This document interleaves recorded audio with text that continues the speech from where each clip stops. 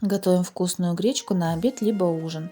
В казан налейте небольшое количество растительного масла. Добавьте лук и обжарьте до готовности. Далее мясо обжариваем до готовности. Морковь перемешиваем и обжариваем до готовности. Далее добавьте томат-пасту, небольшое количество картофеля. Все хорошо перемешайте и залейте овощи водой.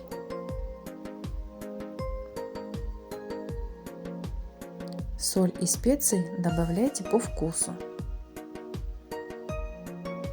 Все хорошо перемешайте, накройте крышкой и варите овощи минут 10-15.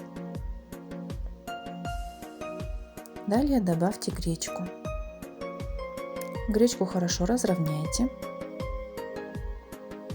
Добавьте воды, чтобы вода покрывала гречку на 2 сантиметра.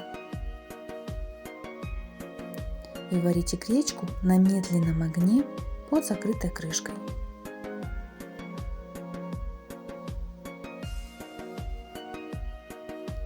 Гречка получается очень вкусной и рассыпчатой. При этом очень сочетается с картофелем. Всем желаю приятного аппетита!